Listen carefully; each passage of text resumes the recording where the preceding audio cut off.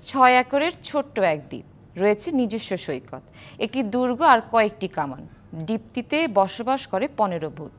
দ্বীপটির নাম drakes island. এবার বিক্রি হবে আইল্যান্ডের ডেভন উপকূলে অবস্থিত এই দ্বীপ। এমনটাই ঘোষণা দিয়েছে দেশটির প্রভাবশালী property consultancy and asset agent Carter Jonas.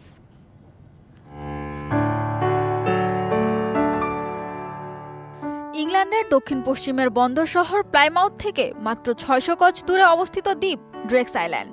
ইংরেজ অভিযাত্রী স্যার ফ্রান্সিস ড্রেকের নাম অনুসারে এই দ্বীপের নামকরণ করা হয়। শত শত বছর ধরে সামরিক প্রতিরক্ষা কাজে ব্যবহার করা হয়েছে দ্বীপটি।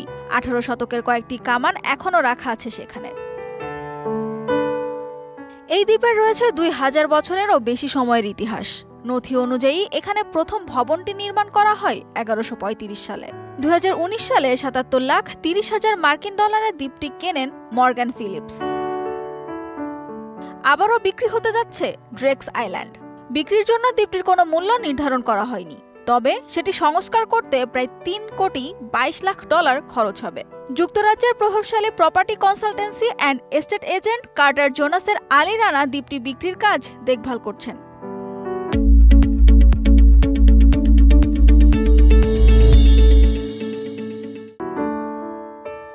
দ্বীপটির নতুন মালিক যেই হন না কেন, তিনি একাই সেটির বাসিন্দা হবেন না, বরং আগে থেকেই সেখানে বসবাস করছে ১৫ ভূত, যারা সবাই সাবেক সেনা সদস্য।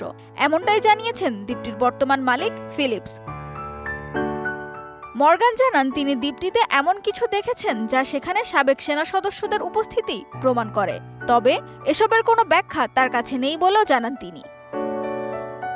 দ্বীপটি কেনার পর হোটেল, রেস্তোরাঁ, ক্যাফে বানানোর জন্য আলাদা করে অনুমতি নিতে হবে না দ্বীপটির মালিককে। চাইলেই এই দ্বীপটিকে ওয়েডিং ডেস্টিনেশনের উপযোগী করে গড়ে তোলা যাবে। এর জন্য প্রয়োজন হবে শুধু পর্যাপ্ত বাজেট। তখন দ্বীপটিতে দুর্গ, কামান কিছুই থাকবে না, তবে ভূতগুলো থাকবেন কিনা তা বলা যাচ্ছে না। সানজিদা ইসলাম তন্নি, ডিবিসি নিউজ ডেস্ক।